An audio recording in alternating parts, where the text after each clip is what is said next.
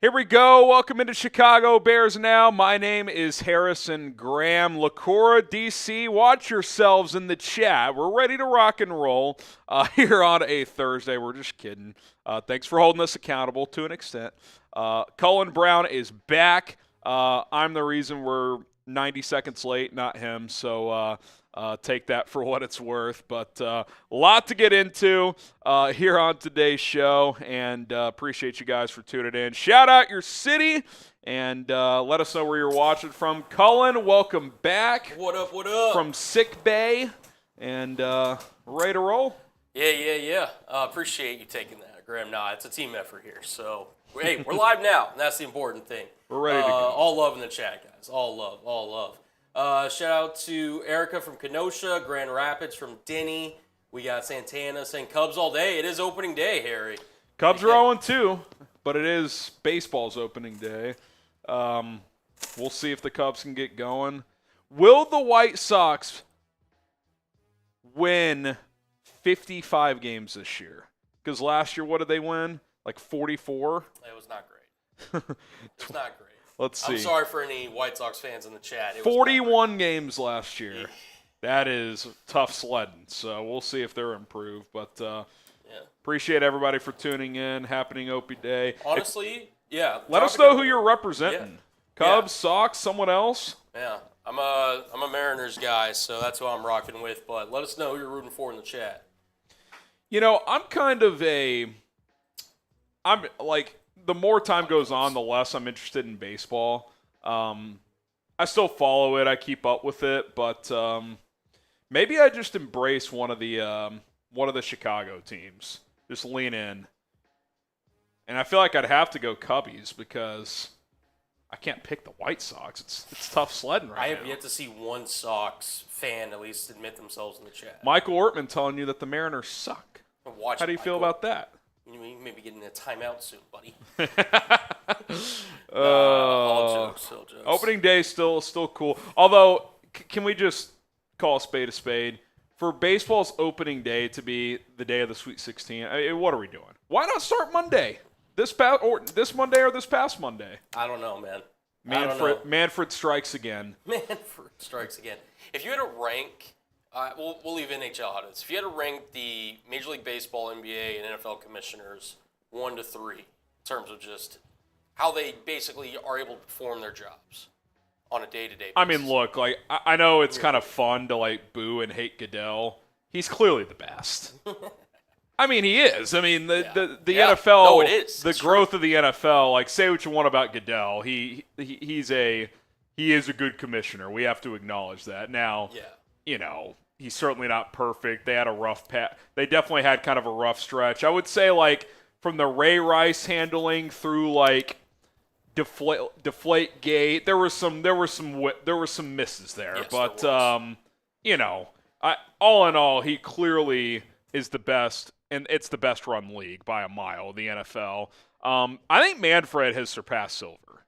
And I think that's more an indictment on Silver than it is a praise on Manfred. But at least Manfred in baseball has been open to, like, tweaking things. Like, they obviously did the pitch count, and they've added a little bit more review to the game. And what did they tweak in preseason? You could challenge your own ball and strike. Yep. I think that's an interesting wrinkle. So – I think baseball has surpassed the NBA in terms of how it's run.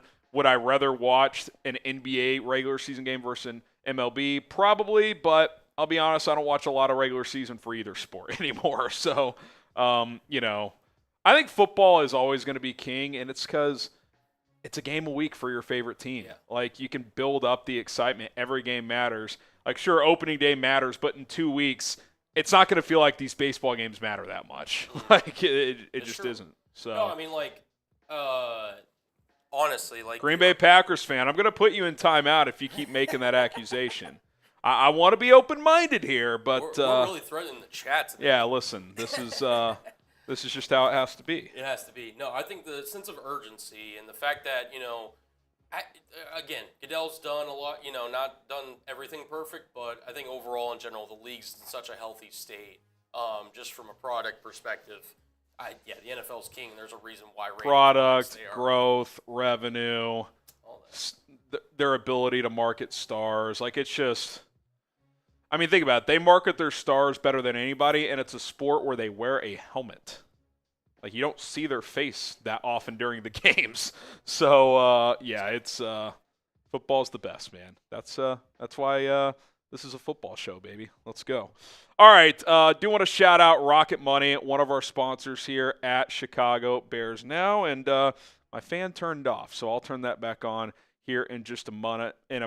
But Rocket Money is a personal finance app that can help you find and cancel your unwanted subscriptions, monitor your spending, and help lower your bills so that you can grow your savings. I highly recommend you get going with the Rocket Money app today because, listen, I've been using it for a long time, and I had a bunch of subscriptions I didn't even know about until I signed up with Rocket Money. And lo and behold, I had plenty that I wasn't using anymore, so I was able to cancel those in a timely manner thanks to Rocket Money. Also able to lower certain bills by up to 20%. You can upload your bills to the Rocket Money app, and they will surf around, see if they can find you a better price, and a lot of the time they can. A lot of benefits to getting going with Rocket Money, so download the app today, rocketmoney.com/bearsnow, and stop wasting money on things you don't use. Cancel those unwanted subscriptions. They have saved their customers $500 million in canceled subscriptions alone, and members up to $740 per year when you use all of the app's full features. So check out Rocket Money today. It's rocketmoney.com/bearsnow, rocketmoney.com/bearsnow. Colin, I don't think you're going to believe this, but my fan just died, mid-show. I can swap with you. Well, I don't know what's going on here. This is just unbelievable. I'm not sure. Like I said, you need it more than I baby. do. So this is crazy. Like, it was fine. It was.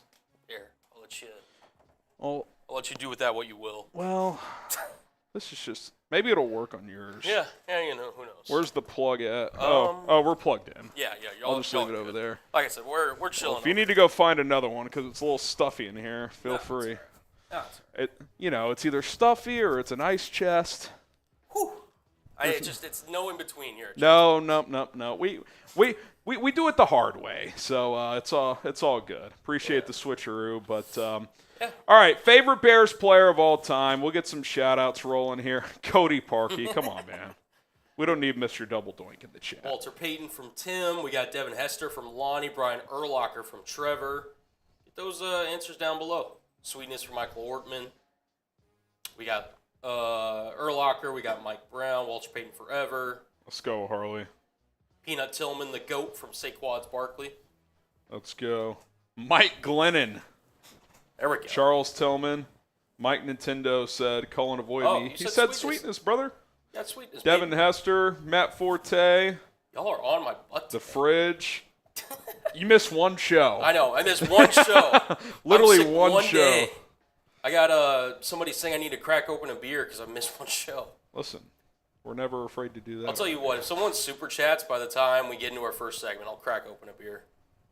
Wow. Any amount. Look at this guy. Hey, I'm ready to get down today. Look at this guy. Seriously, I come in in the chat freaking, what was it, Monday, and y'all over here saying this switch between, producer Jack taking over needs to be permanent. What's going on, guys? Colin was on his deathbed on Monday in the chat tuning in to Bears Now, so he's a real one. What up, Mike? Shout out to Mike. Honestly, Matt Forte, that's a good shout.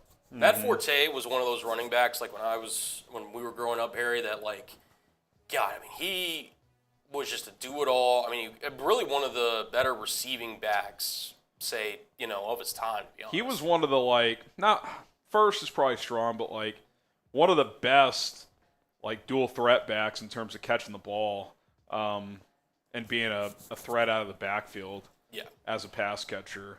No doubt about it. So,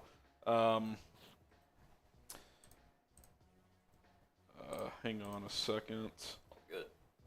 Can you take me off screen? James is asking me stuff. Okay. Yeah, we can talk about some Bears players here in a sec.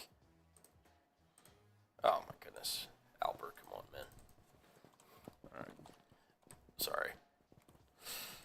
I had to fix some things. Why is this? There you go.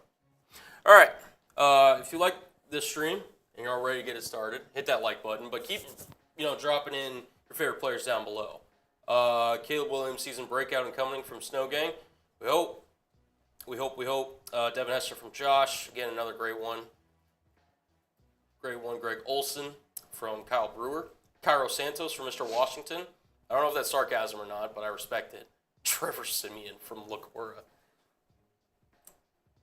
Trevor Simeon. Gotta love it, right? Gotta love it. That should be good. Okay. Alrighty. Hit that like button. Whew. If you're ready for the show to start. We got a lot to get into here. Oz says Ashton Jeanty. Speak it into existence, Oz. Dude, it may happen. Speak it into existence. It may happen. The Raiders don't deserve him. They just don't. Who would be like if Gruden and Mayock were still running the Raiders draft? Who would they take at 6? Ooh, that's a good question. Who's Stewart. Like the? Yeah, that's a great call. Shamar Stewart would be such a Raider at 6. Dennis, birthday today. Happy birthday! Girlfriend got me a Rome jersey. FGB in the chat. FGB, baby. Get the FGBs going for Dennis. Walter says, Cullen, can you claim you're from Chicago already? I am not from Chicago, but I appreciate it, I guess. Bear Down Forever says, Ashton Jeanty equals Matt Forte, ? Ashton Jeanty what? He just says equals Matt Forte, ? I mean, I think there's some overlap. I think Jeanty's probably a more talented runner, but Forte a little bit bigger, probably a better receiving back, although I think Jeanty certainly can add a lot of that in the NFL. We talked about that yesterday, but I think Jeanty's more talented, just like patient runner, see hole, hit hole, let blocks develop. I think Forte, he's kind of like a juiced up, way more talented DeAndre Swift, to be honest, in terms of just like being able to get out in space and make things happen. But yeah, I think Jeanty's more of your like prototypical back that can also catch the ball. So, all right, let's get into it. We got a busy show here. Appreciate the super chats. We'll continue to answer those on today's show. And if you have more questions, fire away via super chat or by using hashtag Bears. We will get to a mailbag coming up in a little bit. But we actually have 2 mock drafts today after we get into the latest Bears news and rumors. ESPN dropped a 7-round mock draft, so we'll go over who the Bears took in that after we get into the latest news and rumors. I'm going to drop my latest mock draft as well, so 2 mocks for you guys today as we react to ESPN's and as I dive into my latest mock. So we got you covered on both fronts. Again, we'll answer those questions. Walter does say drink Cullen. You did say if we got a super chat before that first segment. Before or after the segment? What do you think? How about after in between seg 1 and 2, you can go crack one. All right. How about this, guys? Just for a little teaser. If we get to $50 in supers before the mailbag, and we have 2 segments for the mailbag, Cullen and I will do a beer bong race. How about that? Okay. We'll have a little fun. $50 by the Q&A, which is 30 minutes away or so. We'll make that happen. All right. Shout out to Cullen for being back, and we'll see you guys on the other side. Let's roll.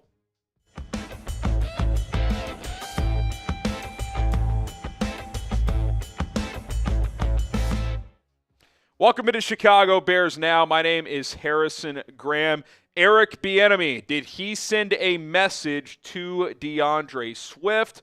We're going to dive into that. Plus, are the Bears eyeing a Cullen draft crush in the NFL draft? We'll get to that as well. We'll bring Cullen on the show for a little breakdown of that player. But first, let's talk a little EB. Eric Bieniemy, the Bears' new running backs coach. He hopped on the Bears Etc. podcast, which is through the Bears team website with Jeff Joniak, and said some interesting things when it comes to the Bears running back room, specifically DeAndre Swift. Here's what he had to say. Quote, I've had an opportunity to watch DeAndre. I spent some time with DeAndre when he came out of Georgia. I know all about him. He's a very hardworking kid who doesn't take anything for granted. He loves to work. Now more than anything, we just have to make sure that he understands he can find 4.5 yards in between the tackles, but also hit the home run when he needs to, which I think is the key in that sentence.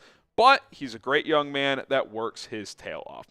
I don't think that's a jab from Bieniemy, but I think it's kind of, saying the quiet part out loud a little bit. And he already said they've talked. So I think he's saying kind of what we said throughout the season, right? DeAndre Swift is he's an exciting player, but he could also be a frustrating player. He looks to bounce it too much. He looks to hit that home run ball more often than not, which he certainly can do. He had multiple of them this past season, but sometimes you just got to follow your blocks and let blocks develop and say, hey, instead of potentially losing a yard here, let me just take 3 by going inside, because not every play is going to be an opportunity to go break a 20-plus yard run.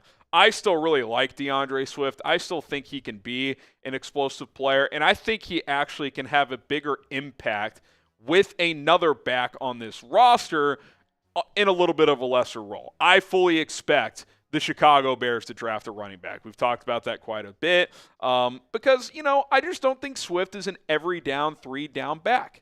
And that's okay. He doesn't need to be. He could be a part of a true 1-2 punch and still get a lot of touches, but not be heavily relied upon, right? Like whether you draft Ashton Jeanty or maybe they end up trading down and getting a Marion Hampton, or if it's Quinshon Judkins or Kaleb Johnson. These are 4 guys I really would like to pair with Swift because I think that becomes a dynamic 1-2 punch. Obviously, there's other backs in this draft. Bashal Tootin. You've got Travion Henderson, who I don't love the fit with Swift, but he's a good player.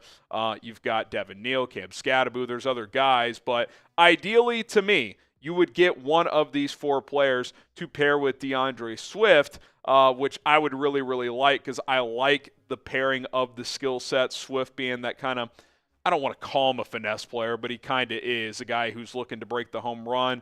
Obviously, hopefully he gets a little more disciplined in terms of just taking what the defense is getting him. And look, I think you're getting a little bit of an insight of Eric Bieniemy's coaching, right? Like he's not a bullshitter. Like he is going to come in and set a high standard. And he's going to challenge his running back room. He's going to challenge this offense to reach higher than they have in the past, which is, quite frankly, like what I want. I don't want coaches to come in here and just pat these guys on the ass. Well, get them on the next rep. That was a bad rep, man. We need to do that again and correct it. We need more of that type of coaching here. And we all saw the clip, and if you haven't, go search it on Twitter, on YouTube, whatever, of Eric Bieniemy coaching up the freaking Adrian Peterson. You ever heard of him? Pretty hard. That's the type of coaching you're going to get out of him, and might rub some people the wrong way. So it's put up or shut up time if you're DeAndre Swift and the other players in this backfield, because Bieniemy is a no-nonsense type of coach. Pick a running back. Who would you rather have? And you could factor in where they're expected to get drafted. Obviously, Ashton Jeanty, that would be if you took him at number 10. Maybe a Marion Hampton is at 10 or in a trade down in the first round. Quinshon Judkins, Kaleb Johnson, those would be, ideal second-round type of guys. So AJ for Ashton Jeanty, OH for Marion Hampton, QJ for Quinshon Judkins, or KJ for Kaleb Johnson. Give your take down in the comments section below. All right, coming up, we'll stick with the NFL draft. Are the Bears targeting a Cullen draft crush? If you're unaware, every live show, producer Cullen brings a Cullen draft crush to the table, and there's some recent reporting that one of the players he's talked about on this show is someone the Bears could be eyeing. So we'll talk about that player coming up after a word from our sponsor, which is Rocket Money. Are you looking to build your savings? Do you need to save up some money? There's no better app to help you do that than Rocket Money. It's a personal finance app that can help you find and cancel your unwanted subscriptions, monitor your spending, and help lower your bills so that you can grow your savings. How closely do you track your bank statements and credit card history? Are you combing through every single charge on a regular basis? Or do you just kind of assume, you're good, which is the easy thing to do, until you notice something weird?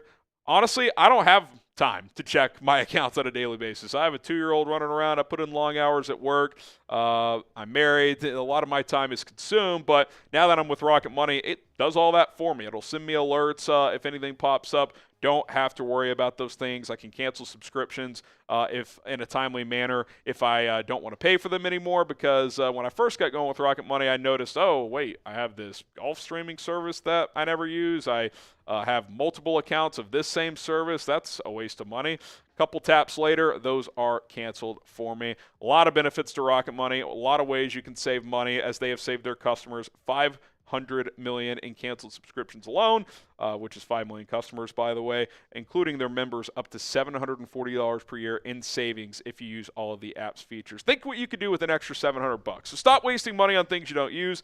Cancel your unwanted subscriptions by going to rocketmoney.com/bearsnow. That is rocketmoney.com/bearsnow. Link is in the comments and in the description. Support our sponsors. It supports us. Okay. Are the Bears eyeing Texas defensive back Andrew Mukuba? Report coming out that the Bears met with him earlier this week. Texas had their pro day Monday or Tuesday. I think the report of the meeting took place on Monday night, the actual meeting. So that is certainly noteworthy. Not a top 30. I assume this took place in Austin because it was right around the pro day, so maybe they took him out to dinner or whatever the case may be. Tony Pauline of Sportskeeda said, had this report, and he said, keep an eye on the Bears in round 3 for Mukuba, a player who Cullen Brown, our producer, has talked quite a bit about. We'll bring him on in a second, but kind of broke out this year after being kind of a backup, a rotation guy. 5 picks, 7 breakups, 4 tackles for loss. He's a willing tackler despite being, a little wiry in terms of the frame, about 180, 185 pounds. You still see the 69 tackles there. He's got versatility, Cullen, with the ability to play a little nickel, play some free safety. You can bring him up in the box some. You see the PFF grades. I know you're pretty high on this kid. Yeah, I think he's a really interesting player. I mean, we've talked about it kind of throughout the offseason, which, by the way, if you're here live on Chicago Bears Now, make sure you tune in. Make sure you have your notifications turned on. But Dennis Allen, he loves to have versatility in his secondary. And I don't think there's anybody in this draft class that exudes that more than Andrew Mukuba. Obviously, you see the PFF stats on screen. He can play a lot of different positions for you. And with the uncertainty, with Kevin Byard's age and then Jaquan Brisker's injury history, I think Andrew Mukuba makes too much sense at, if they do keep number 72 overall, for him to be a Chicago Bear. So I think it's a natural fit. I really do, for Chicago. Yeah, we've talked about this. Dennis Allen likes safeties who can play both spots. I think Mukuba can do that. He's probably more of a natural free guy, but if you need him to play in the box some, he can do that. If Kyler Gordon were to get banged up, he could give you some snaps at nickel as well. So I'm intrigued by him. I thought he ran better than expected as well. Wasn't he 4.46, mid 4.4s? So that was a good time for him. So he's a pretty interesting player. And again, to Cullen's point here, look, if all goes well, Byard and Brisker play all 17 games and are your 2 starters this year. And look, Byard historically has been very healthy in his career. It's why I loved the signing at the time, because they brought him in to replace Eddie Jackson, a guy whose injuries had piled up. And Byard did play, I think, every game last year. So I don't expect him to miss time this year. I just don't know if he's here beyond this year. So safety is a bigger need than expected, even more so because, look, I love Jaquan Brisker. He's a tone setter, but it kind of feels like he's one concussion away from his career really being in jeopardy. So I like the 3rd round as a sweet spot for a safety. I think that's the sweet spot for Makuba's draft range as well.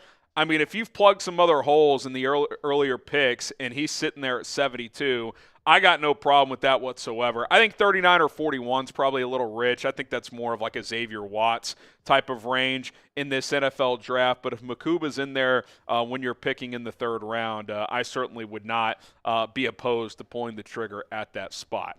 Do you want the Bears to draft a safety? Type Y for yes or type in for no. I think they need to. I think they're going to. And Andrew Mukuba is a name that you should keep an eye on. Okay, some free agency news. Matt Pryor has landed in Philadelphia, signing a 1-year deal with the Eagles. Not sure what the contract details are. Can't imagine it's a ton of money, especially since, he's not a clear-cut starter for them, especially 3 weeks into free agency. I'm not surprised or devastated, but it's a little like, man, I would have liked to bring him back. I think part of this is playing the free agency comp pick formula game. As of now, they're slightly in the positive in terms of being able to get a pick next year, whether that's a 6th or 7th round pick at this time. We'll have to wait and see how that ends up playing out in the Bears' favor or not. I would have liked him back, though, because I love his versatility. He proved last year he can be a serviceable starter if you need him to be. Ideally, he's, like your 6th offensive lineman, right? Like a really good backup who could play both guard spots, both tackle spots. So, we'll see. Does that mean they're going to roll with Ryan Bates this year? Are they going to keep him on the roster? Are they going to draft somebody? Bill Murray, is he someone they're still high on? Obviously, last year he surprised, made the team, played well in limited snaps before he suffered an injury. But wish him well in Philly. I thought he played admirably after the Nate Davis debacle. So got nothing but praise for Matt Pryor. And he's got a chance to start there, maybe. I mean, that right guard spot with Mekhi Becton leaving is kind of up for grabs in Philadelphia, so I'll be watching that from afar. But best of luck to him as he moves on. Okay, that's going to do it for this edition of Chicago Bears Now. Appreciate everybody for tuning in. Hit that subscribe button for more coverage, and we'll see you soon. All right, we'll continue our live show here as Adam Downing hits us with a $2 super chat. By the way, we're at $36, so only 14 away from Cullen and I doing a beer boot if we get there before our next segment. He says, "What?" Boot? Or beer bong, sorry. Whoa. Listen. Hey, man. That's on me. Hand up accountability. Hey, man. Adam Downing says, "What college will send the most players to the draft?" I would say, having run a lot of mock drafts, it's probably between champs, right? Yeah, Ohio State. Texas has a lot, too. They got a good amount. They do. Michigan still has a lot. Probably not quite as many as Ohio State. Bama's got a good amount, but probably not as many as they normally do. I would probably guess Ohio State. Georgia still has a bunch. Yeah. Georgia's got some sneaky late round or mid to late round guys. I think Ohio State will have the most through 3 rounds for sure. Agreed. I mean, just on the video we did yesterday, they have 8 locks to go in the first 2 days. Yeah. Unless there's something that pops up that would be surprising. They've got Quinshon Judkins, JT Judkins, Travion Henderson, the 2 edge rushers, Sawyer and Tuimoloau, Tyleik Williams, Josh Simon. Josh Simmons. Oh, well, Simmons. Yeah. Who's the guard tackle hybrid? Oh, Donovan Jackson. Donovan Jackson. Yeah. Emeka Egbuka. That's already 8. Yeah. I mean, Will Howard could go day 2. Josh Simon. Or, did you mention him? Who's Josh Simon? Or not Josh Simon. It's Nathan Ransom, the safety? Not Nathan They've Ransom. got him. Who am I We mentioned Josh Simmons. Simmons. We already mentioned him. So that's 10. I'm tripping. I'm getting my... They're going to get a lot drafted. Yeah. They're going to get a lot drafted. No, they will. So, yeah, basically, long story short, I'll bet on Ohio State. The center will go on day 3. Yeah. What's his name? McLaughlin. Seth McLaughlin. Yeah. Or is it Cody Simons? Cody Simon. That's who it is. Cody Simon, who's the I don't think he plays it. Ohio State. Nathan Ransom, the safety, will go pretty high. Probably 3rd or 4th round. Yeah, Probably the Buckeyes, if I had to guess. Yeah, Cody Simon. Sorry. Jesus. All right. Walter, appreciate the 5. I want Jeanty, but I think polls on Johnson and Johnson cook with the RB prospects being so deep. Yeah, I mean, look, I really like Jeanty. I'd be thrilled if they got him. Someone DM'd me or tweeted at me today and said, I think we're setting ourselves up for disappointment for when the Raiders draft him. And like, some people maybe, I'm not that far. Like, sure, it would kind of suck, but like, I still think where they're picking, they're going to have good options. There's a couple scenarios that wouldn't play into their favor, but I'm not. All my eggs aren't in the basket. Like, I'm not going to throw a fit if he doesn't fall to them at 10. So there's a lot of good backs in this draft, no question about it. But I guess I would ask you, who are they cooking with? Like, if they don't take Jeanty, who are you taking at 10? Obviously, depends who's available, but it'll be interesting. I'll say this. If he's there at 10, I wouldn't be surprised if they didn't take him, but it kind of feels like he's the clear favorite to get taken if he is there. Agreed. Yeah, no. My interesting thing that I'm kind of like considering now, because you did a really good job of breaking it down in terms of like the possible scenarios with the Giants signing Russell Wilson if Shedeur Sanders falls outside the top 10, which he could still go, potentially do Las Vegas, he could go to New Orleans, he could go wherever, but where does trade down rank in terms of likely possibilities for the Bears? I mean, I think in their eyes it's probably relatively high. It's just a matter of who's trading up. Right. Like, you can't ever just go into a draft unless you're picking like one or two and there's a clear QB that teams would trade up for. Like, sure, like trading down sounds great, but you got to find someone who wants to come up. So, no, for sure. Who's that player that's coming up or that's sitting there that team wants to trade up for? And if that player's so good, why are you not drafting him? That's why, like the Shedeur scenario, if he falls to 10 and a team really wants him, like that probably increases the likelihood of being able to trade down. Right. But I would say in the Bears' eyes, it's probably relatively high. They probably have, I would guess they have a grouping of players on their big board, and if none of them are left at 10, they would like to trade down. But again, if all those players are gone, who is the player that another team is just begging to trade up for?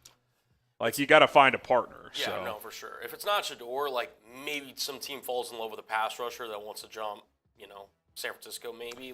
Yeah, maybe like Mike Green is that player. Maybe. Or maybe someone loves James Spears. I don't know. I mean. Yeah, or maybe, maybe it's like Tet McMillan or something like that if he's sitting there and they're afraid Dallas will take him at 12 or something like that. Yeah. I think this is going to be one of those drafts where after the top 5 or so, big boards are going to look a lot different for different teams. So It only takes one, but it'll be interesting to see what happens. Edward says Bieniemy will destroy the locker room fired by next year. I hope you're wrong, Edward. I hope you're wrong. Look, I think Eric Bieniemy is a polarizing guy. He's a hard-nosed coach, and in today's world, he's probably not well received by every player, but I think he's the type of coach that the Bears need right now. They set a meeting with Shane Waldron 3 weeks into the season because they weren't being coached hard enough. Yep. That's pretty bad, man. Say what you want. What we know about Eric Bieniemy is he's going to coach very hard. Yep. Might rub some players the wrong way, but I think this team right now needs that. So we'll see, Edward. Time will tell. I think he's a proven good football coach. I also think he's a guy that when he's been outside the Andy Reid, realm, it's been pretty spotty. So, but I think as the running backs coach, it's not like he's the OC.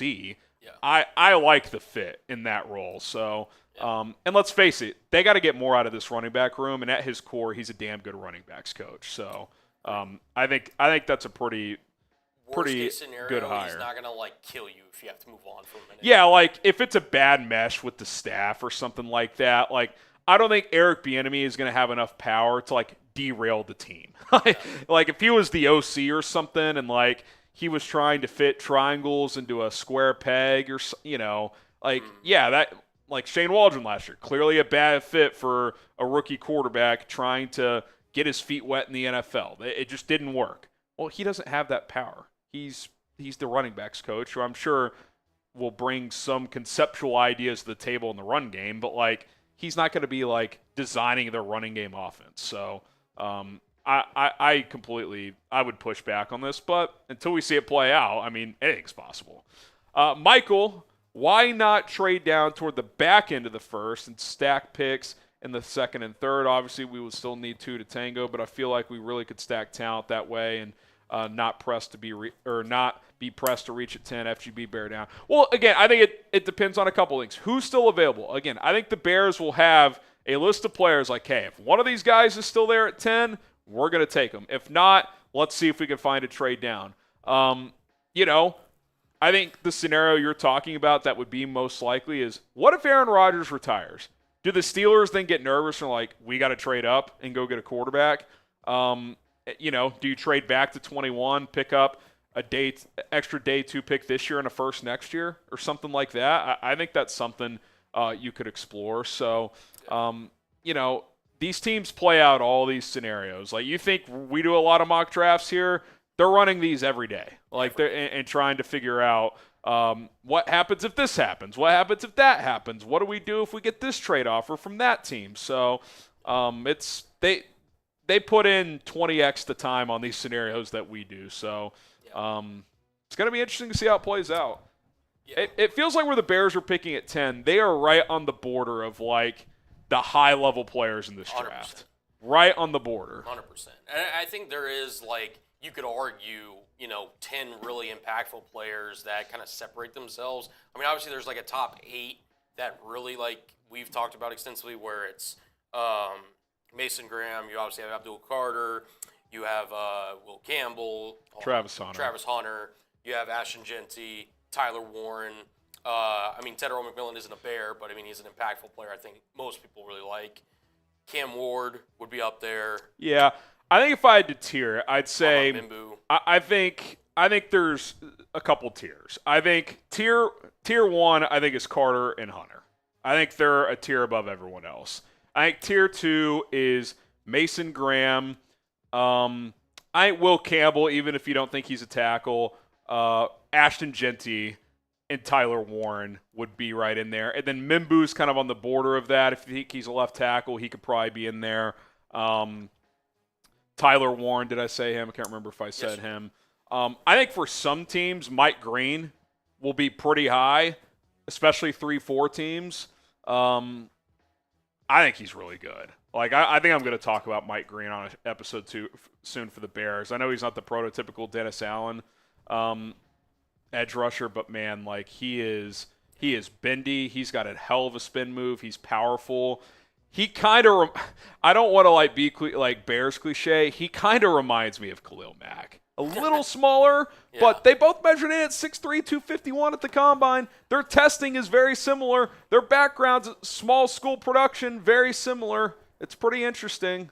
He, to me, is number 2. He's the second best edge rusher in the draft. Yes. And I think it's by a pretty wide margin. Yeah. Like, to me, after that, it dips. I James Carter. Pierce would probably be the third guy for me, but I think Green's better, dude. I think so, too. I really like Green. And, when we were talking about, like, the build of Dennis Allen, you mentioned it. Like, it's just not – it's not the typical, prototypical build for a Dennis Allen edge. But, man, oh, man, does he play violent. He plays aggressive. I love his motor, too. Like, he's not one of these just uber-talented guys that occasionally takes a play off. Like, he's nonstop. Obviously, the Bears have really valued, for the most part, high-character guys. And I'm not even saying he's not a high-character guy, but – he does have the sexual assault allegation situation, so, like, that will be looked into by every team considering drafting him. But if that checks out, if you told me that checked out and they drafted him at 10, like, I wouldn't hate it. Like, I think the guy could play. And, look, I think it's okay, even if he's not your prototypical Dennis Allen edge, bring in a different style player too, right? Like, you already have a Dangbo. He's like the textbook Allen guy. Okay, let's bring in a guy who's a little smaller but maybe more refined as a player. So I would not hate that whatsoever. Clifford, percent chance that Mason drops to 10. Kaleb equals GOAT, 7 to 10 Super Bowls. Let's get 1. I think he's undershooting it, to be honest. Yeah, 7 to 10. That's too. You're shooting too small. I don't know, 7%. It feels pretty low. It's not 0 on Mason Graham, but, like, I feel like every mock I see now has him going to Jacksonville. It does seem unpopular because you got to think, like, when you guys think about, like, how likely a player is to drop, you have to go through all the scenarios in your head.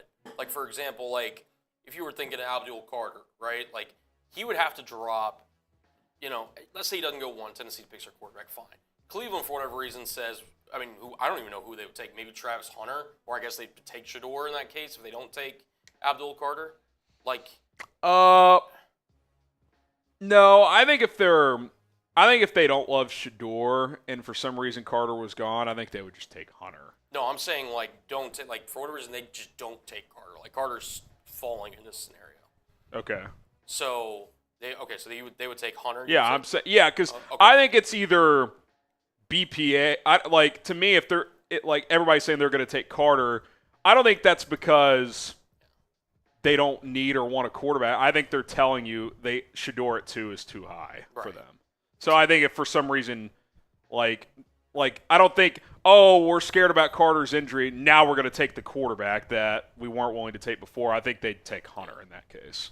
It just, and then so they would have to fall through that, and then you'd have to fall through however many defensive coaches in the top 10 to get to the Bears. It's kind of the same thing with Mason Graham. Like if he, for whatever reason, gets past Jacksonville at 5, the Raiders would think about it at 6. They probably wouldn't because they have Christian Wilkins and I'm blanking on the other. I feel like they have another interior guy that I'm missing. They have the guy they took a couple years ago, Tyree Wilson. He's kind of a tweener, but so maybe they would consider it. And then 7 is the Jets. I think the Jets would take him. I would too. Pair him with Quentin Williams. I mean, that would be part of it's like positional value too. Like it's one thing like Jeanty, even though the running back's kind of coming back, it's like you could see teams not taking him. But, like, it's never a bad thing to take a high-level defensive lineman. No. So, like, 9 teams are not going to take a top 5 player at a premium position? Yeah. Like, the interior disruptor has become so valuable in today's NFL, it's just pretty unlikely. Yeah. It's not possible. I think there's at least a chance. Like, I don't think there's any scenario. I don't care that Carter's not even working out his pro day. He's not falling to 10. No. Mason Graham, 7%. Yeah. But still pretty low. So even like Carolina, they could pair him with the dude who got hurt. Yeah, and if you're like the Saints, like these teams, the Raiders, they have so many need, or like they have so many like their rosters. They just need good players. Like just take the best player. like that's pretty easy to me. No, so I don't think he's getting to 10, but you never know. You never know. Been a Bears fan since 3. Says, love the show. Been watching since this time last year. I think if Jeanty's gone, I'd take Warren. Definitely a Taysom Hill type guy. Well, he's a better actual tight end. But in the terms of like versatility, you could run some wildcat with him, short yardage runs. Maybe you do some tush push with him. Who knows? You could hand it off to him if you put him at fullback. Yeah, he can do some different things. Yeah, Tyler Warren's in the grouping of players where if you end up with him at 10, I'm cool. So I think he's one of the probably 8-ish best players in the draft. And to me, you can't ever go wrong if you take just the best player available. So I would certainly be fine with that. It's never a bad idea to add good football players. No. Eric, I'm thinking we stay at 10 because the hope is we don't draft this high anymore. Still think we get a BC player if we stay at 10. Boston College player. Boston College or best case? Best case, maybe. What do you mean by BC, Erica? We're looking at the chat. If you're going Boston College, Donovan Ezeraku. Blue chip. Yeah, good call. That's a good call. Yeah, again, Erica, if there's a blue chip player left in the Bears' eyes, they should pick him. If not, and there's a scenario where there's not, because, again, every team's going to have a different amount of blue chip guys on their board. That's when they would pursue trading down, I think. So I'm with you. If there's a blue chipper left, take him. If not, try to trade down. You may not be able to, but try to. We are $2 away from me and you doing a little beer bong race. All right. So let's do our next segment, and if we get there, we'll do a beer bong race before the Q&A. Sounds good. Tragic says Jeanty is definitely going to the Raiders, plus they need a running back. I wouldn't call it definite. Certainly a good chance. It's likely. Do you think it's likely that they take him? I think it's like at my core, if Pete Carroll has a wink of just any bit of persuasion there, he is pounding the table for Ashton Jeanty. Do you think so? He's a run the ball and play defense now, guy. They may say, hey, listen, we've got other holes, and this is a deep running back class, and maybe they view Travion Henderson maybe in the second round. I'll give you a take. Okay. If you want the Raiders to pass on Jeanty, you should want the Jags to pass on Mason Graham, because I think Pete Carroll would love Mason Graham as well. I know their DTAC group is pretty good, but still, Wilkins is coming off an injury. Mm-hmm. Like, I could still see them taking him. So, all right. Here we go. ESPN dropped a 7-round mock draft. We react.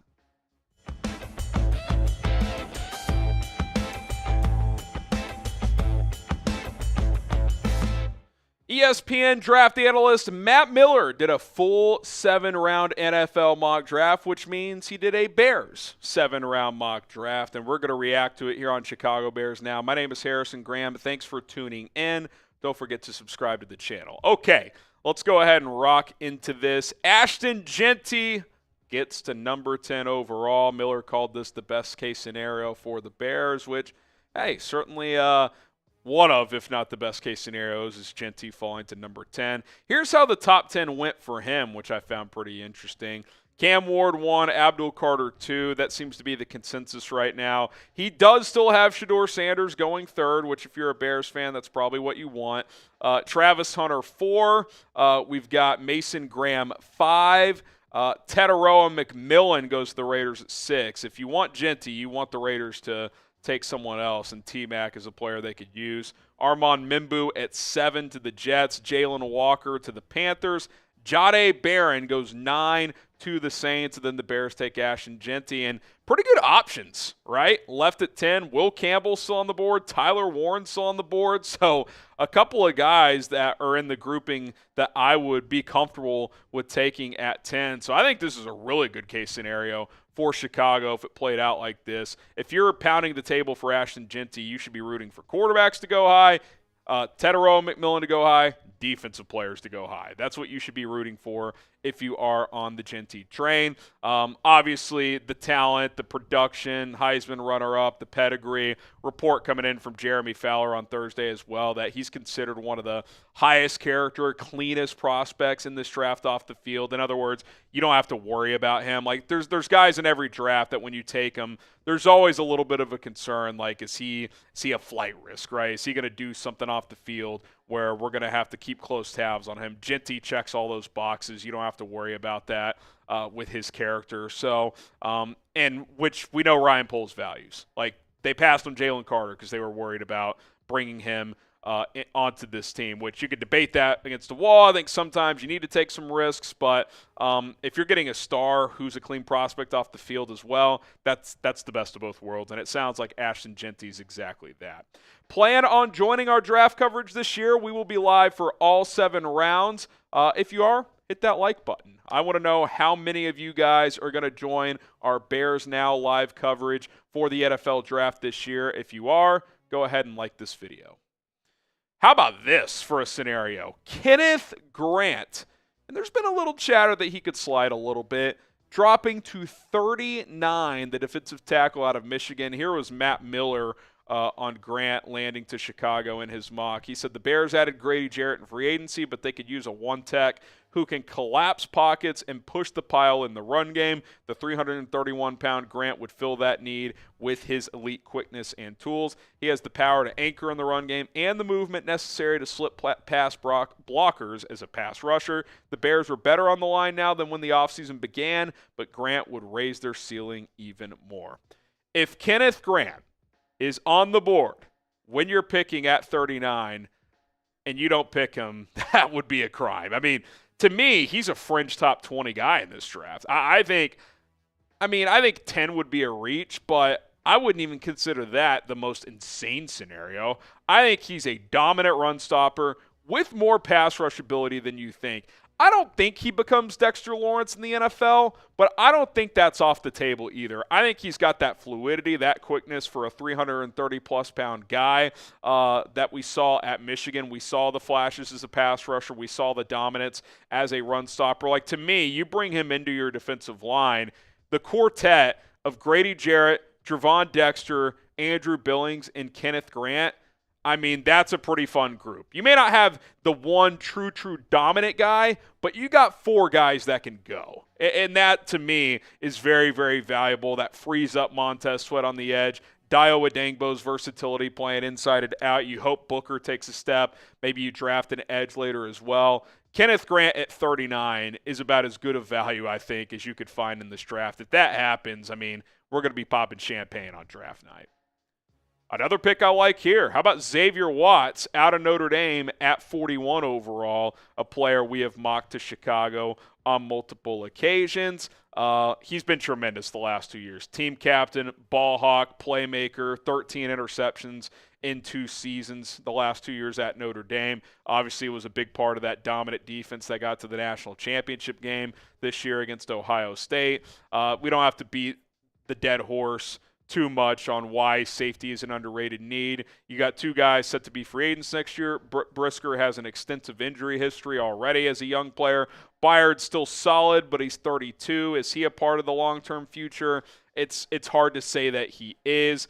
Do not be shocked if the Chicago Bears take a safety on day 2 with one of these 2 picks at 39 and 41, or are more likely, I would say, at 72 in round number 3. But I don't mind Xavier Watts in this range at all. I think he's a top 40-ish guy. So if you get him in this range, I think it's proper.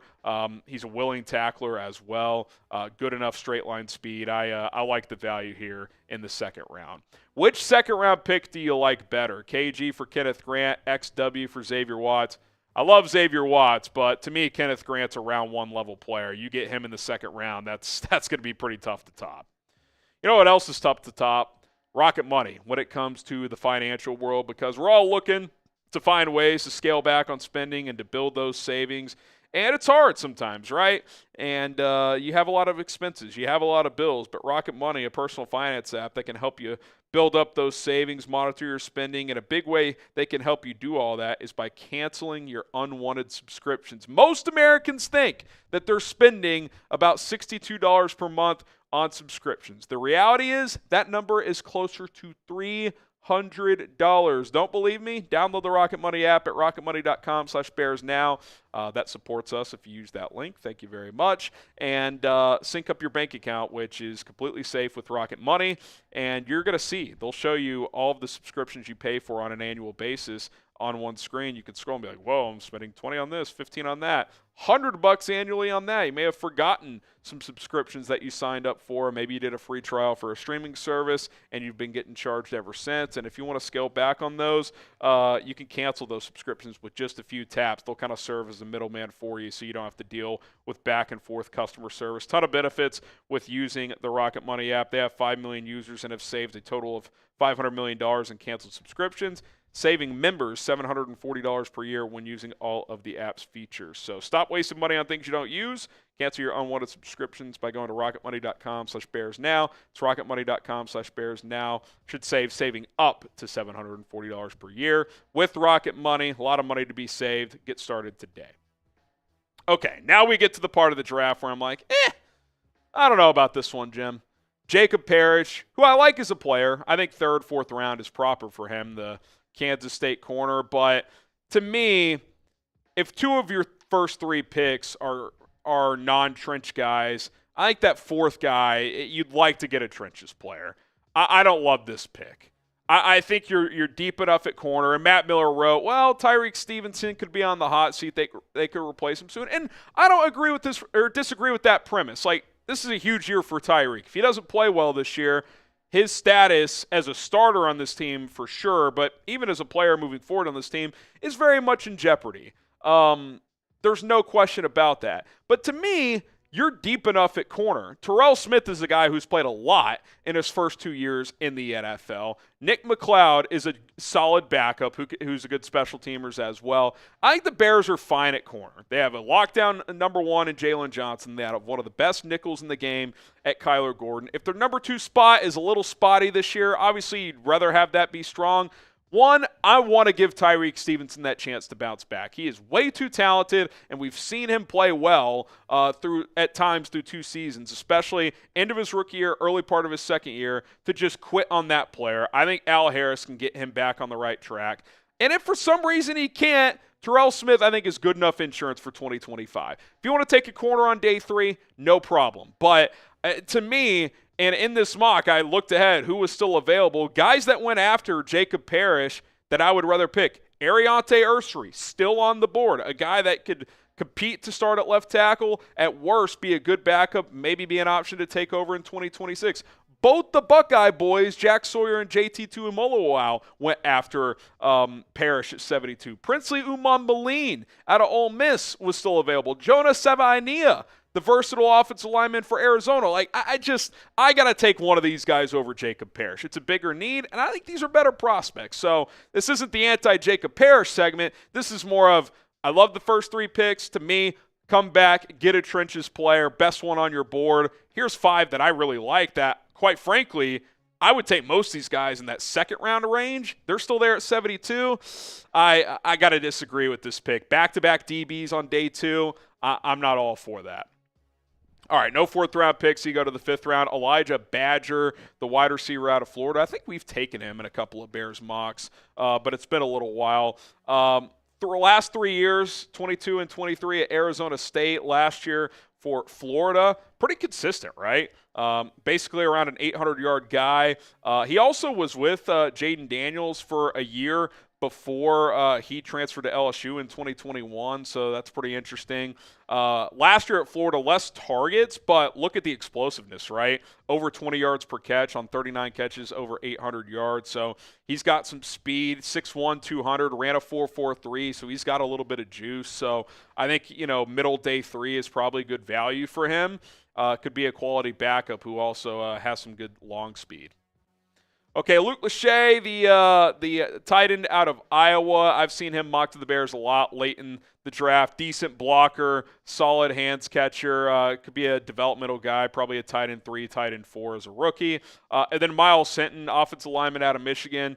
Started last year. Before that was kind of a part-time starter. So, again, 7th round, you're talking about developmental guys that will compete for a roster spot, but certainly not guaranteed to make the team. So grade this mock draft overall from ESPN's Matt Miller. A, B, C, D, or F. Give us a letter grade on how he did. I'll go B+. I do really like it, and to me, even though I don't love, and quite frankly, I don't even like the Jacob Parrish pick, the 3 before that I love. I mean, Ashton Jeanty, love it. Kenneth Grant at 39.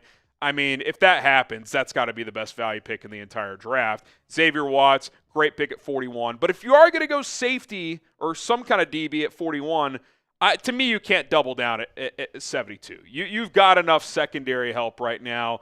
And with the amount of quality trenches players that were still on the board, I was not a fan of that. So that drops it down from an A type of draft to a B+. But I think those first 3 starters contribute and play at a high level right away. And then, Badger, I think, is a pretty interesting pick in the 5th round as well. So other than that 3rd round pick, like what he did, but to me that was kind of a startling pick. I did not understand Jacob Parrish in the 3rd round. All right, appreciate you guys. If you want more videos like this where we're reacting to other people's mock drafts, giving my take, my spin, let me know in the comment section below. Hit the subscribe button. We're going to be pumping out draft content as we are getting closer and closer to the NFL draft. So stay tuned and subscribe. All right, hashtag Bears or Super Chat to get your questions on the show. Cullen, we did hit $50 in Super Chat, so you want to go get a couple happy dads? I got you. I'm just renewing the link because I'm going to put that Super Chat up there, but yes. Actually, let me go because I got to fill up my water. Okay. So when you're ready, if you can hop full screen, you can hop on screen, and then I'll go get those. Okay. Oh, here's a interesting NFL. Never mind. I thought this was some juice. No juice. Some juice. No juice. No juice. Oh, man. All right, I will be right back, guys. All right, Broody, STB, says the Bears should trade for New England's number 4 overall picks, 3 round 77 picks, 4 rounds 106, and 5th round 144. Your take? Seems like a lot to give up. My personal opinion, but that's just me. To be honest, if you're the Bears, you really don't need to trade up in this draft, in my opinion. Yes, obviously you would love the players that you get at the top of the draft, but I think if you're trading up, either A, you're trying to, generally in the draft, you're trying to either A, get a player, most likely a quarterback, who, you're trying to improve your team that way, which the Bears don't need, or you're just trying to maybe get that one piece that you think could push you over the top. And while the Bears had a really good free agency, and I do like the position of their team going overall, we'll get Harry's take when he gets back, of course, I just don't think that they're one piece away from automatically like shooting themselves up into Super Bowl contention. I don't even think the most optimistic Bears fans could say that. So, as much as it'd be fun if the Bears were to trade in the top 4, I just don't see how likely that is, in my opinion. So, but yeah, use hashtag Bears or Super Chat to get on the show. Like you said, we did get $50 in Supers, so we're going to do a little beer bong race between me and Harry before we get into that. So make sure you guys stay tuned. I already see some of your guys' questions in the chat. Shout out to you guys. But Mike stinks. Outside of Charles Cross, it needs to improve. LaCour, me too, man. I feel like we haven't seen Horowitz in a while. But hey, we appreciate the people that are rocking with us here. We appreciate the people rocking with us here. If the Bears don't get Jeanty, who's your second running back you take? I mean, me and Harry are both in agreement on, I think, our first 3.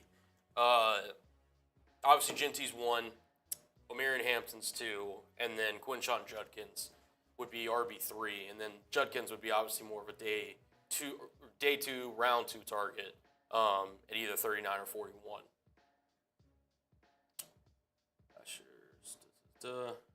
What kind of leap do you expect from key players like Kaleb? I mean, especially on offense, you would expect a decent size growth. Like, there should not be games like the one against New England last year. Good God, that one was rough. That should not happen this year.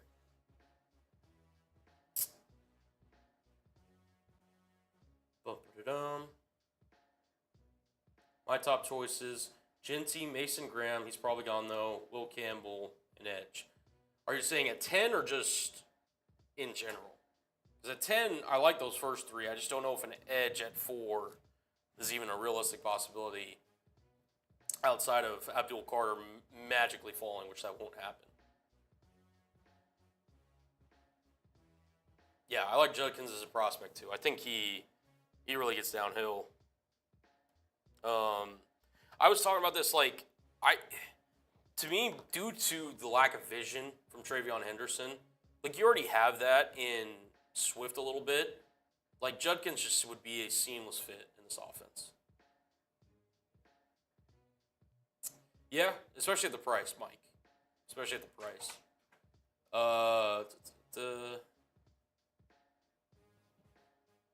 Yeah.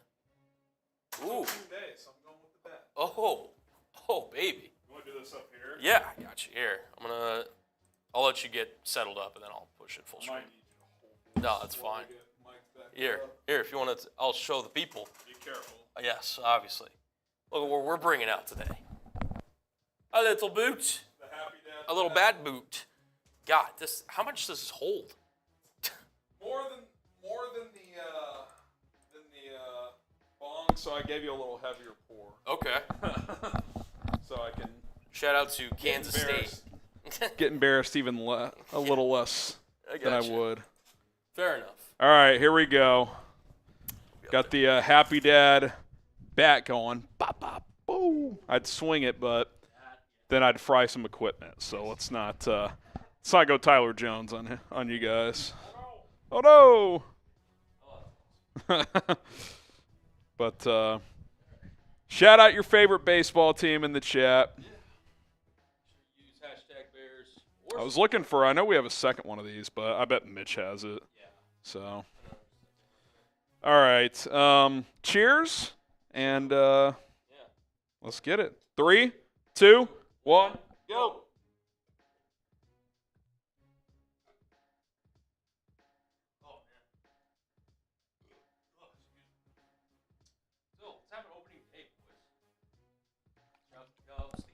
I was wrong. This holds a lot more.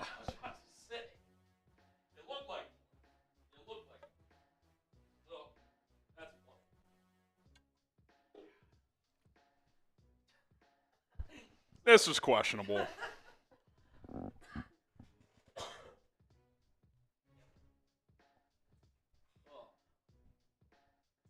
Tell you what, if we get to 100, I'll do the bat if you want to do the beer pong. Flip it. Flip it. We can wash them out or something. Yeah. Oh, that's funny. I was sitting right. there. I was like, "Are you sure it's gonna be?" Yeah, that was, Hey, it happens. you live and you learn. You do. You live and you learn. Okay. Let's get to your questions. Hashtag Bears or Super Chat to get your questions answered on the mailbag.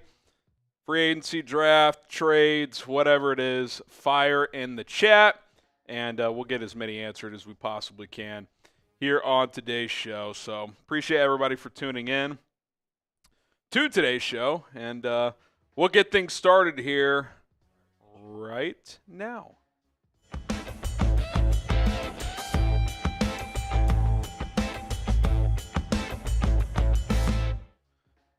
All right, let's kick off today's Chicago Bears mailbag with Alex Weddle. Notice the Bears went Rome at 9 after signing Keenan. I'm guessing they go Campbell at 10 this year or a guard in the second and grab Jeanty or Hampton in the first.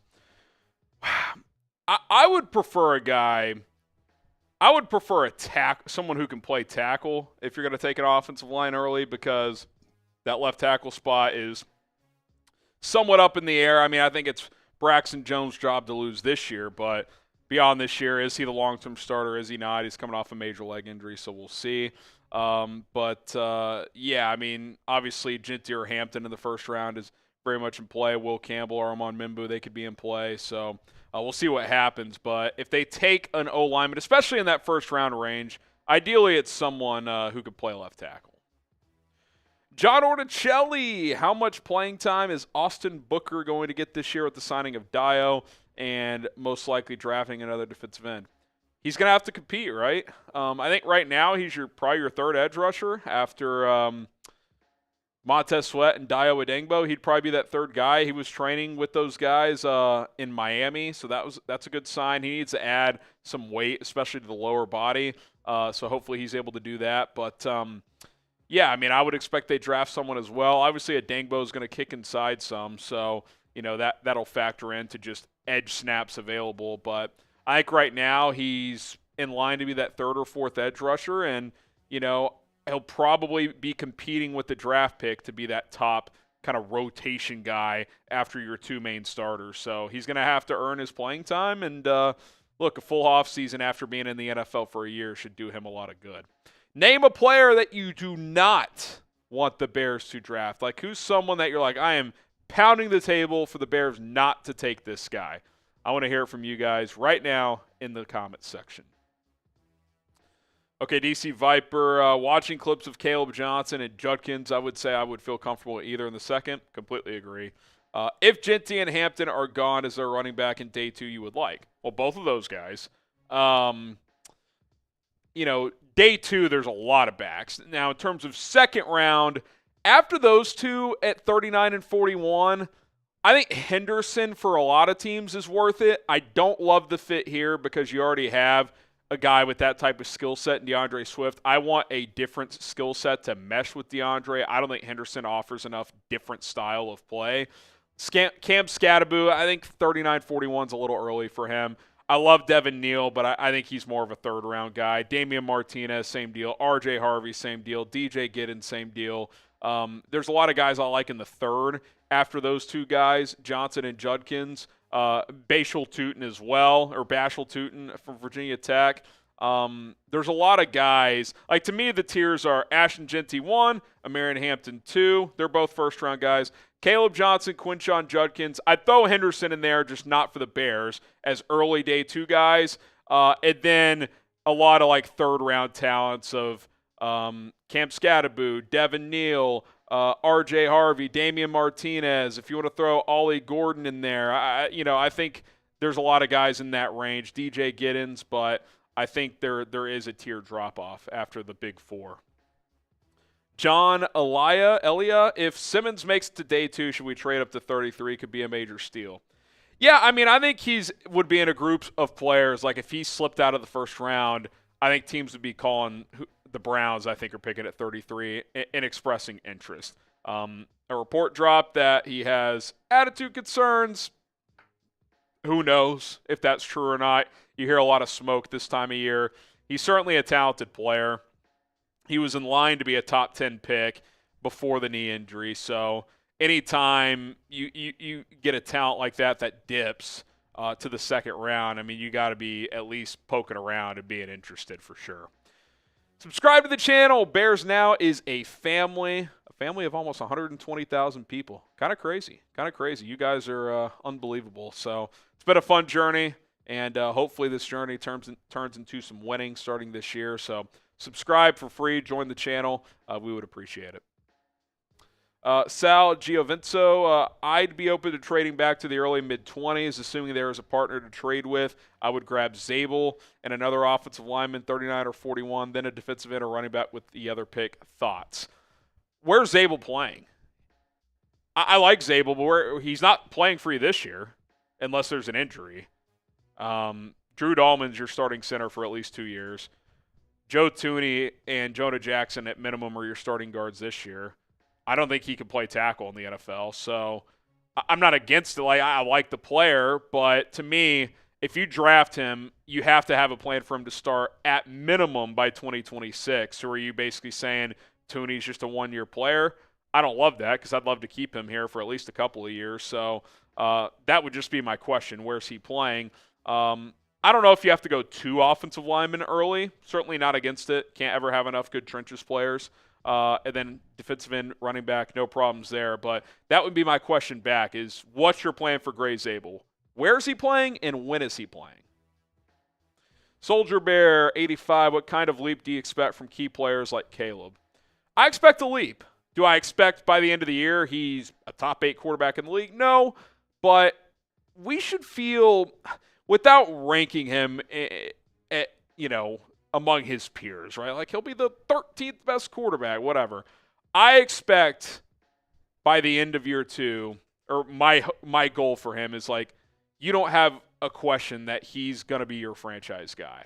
That's still up in the air, which for most rookies, it's going to take into their second year to feel good about that.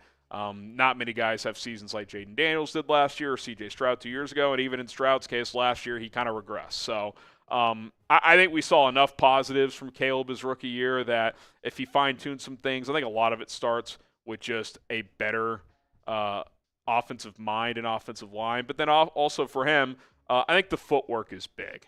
I think the footwork led to some overthrows, some inconsistency on the downfield throwing that we know he's capable of doing. We saw it throughout his college career. So I expect a big jump in terms of what exactly that looks like. It's hard to measure that numerically, but I expect him to take a big jump. And for other guys, I just expect guys to bounce back. Like, I expect DJ to be much better this year in a better offense. I expect, Rome to take a big jump. I think out of every player on the offense who I expect to take a big jump, obviously we want Kaleb. I think Rome could take a huge jump.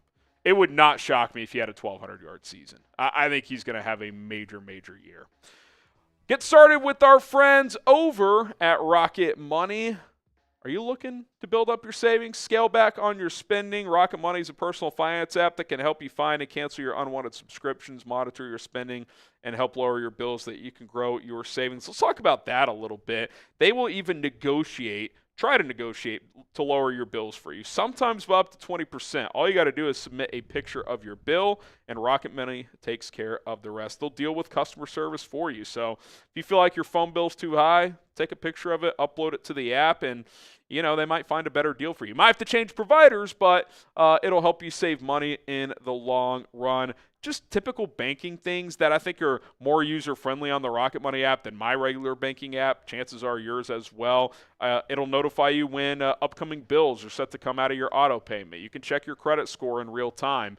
You can manage and set budgets and have Rocket Money send you reminders throughout the week and throughout the month. I just love using it. I'm a dad. I pay a mortgage, a lot of bills, so it helps me stay on track. And for you guys, it can do the same. Get started at rocketmoney.com/bears now. Stop wasting money on things you don't use. Cancel your unwanted subscriptions today at rocketmoney.com/bears now. They have saved customers $500 million in canceled subscriptions alone, and members up to $740 per year. One more time, it's rocketmoney.com/bears now. Ah, yes, our good friend Lacora Victor. Is Wyatt Milam a sleeper in this draft? Could see a trade down for him if he didn't go O-line in round 1. I think he's like round 3, round 4. I think he's right there in that range. I don't think he's a tackle in the NFL, but maybe he's like a really good backup that can play all 5 positions, right? He played tackle at West Virginia. His arm length is sub 33 inches, but I think he could give you some snaps there. Probably not as a full-time starter. He got some center reps at the Senior Bowl. I talked to him for a few minutes at the Big 12 Pro Day the other day. He said he felt comfortable doing that. He said he's been working on snapping for over a year now, so I think that's good forward thinking by him. Like, hey, teams might view me as a center in the NFL. I think he's got all the tools to play guard. So, can he be like a really good backup that develops into a starter at a position? I think that's on the table. So, 3rd, 4th round, especially if you trade back at some point and acquire an extra middle round pick, that would be the range I would like to take him.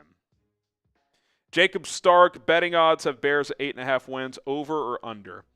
I got to see the schedule. I think in a vacuum, the Bears have the talent to be a 9+ win team.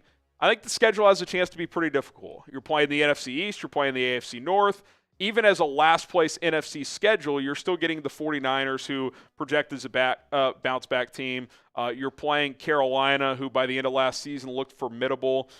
Even the Saints, aren't completely incompetent. So I don't think it's going to be a cupcake schedule. Now, the schedule sometimes we overvalue because we're like, oh, my God, we got X, Y, and Z. Like last year, the Bears going into the season had the second easiest schedule based on opponent win percentage, ended up being the second hardest. So you just never know. Like, for example, this year, I think the division will be a little easier. So, 8.5 sounds right for an over-under out of Vegas. I want to say over. I hope it's over. Let's see how the schedule plays out. Who is your favorite Bears player of all time? So Walter Payton. I loved Devin Hester as a kid. I can't really claim Walter Payton. I wasn't alive when he was playing, so certainly have gone back and watched his highlights. I think you could make a strong argument he's the best player in Bears history, but my personal favorite is Devin Hester because I grew up watching him. Greatest returner in the history of the sport. So let us know who your favorite player is. Erica Longavan, if Carter falls to 5, are you trading 39 and a first next year to get him? So are you keeping 10 here? Is that what you're trying to do? Because I'm not trading 10, 39, and a 1 next year for Abdul Carter. Love the player. That's too much. If you're just doing a first next year in 39, I'd think about it.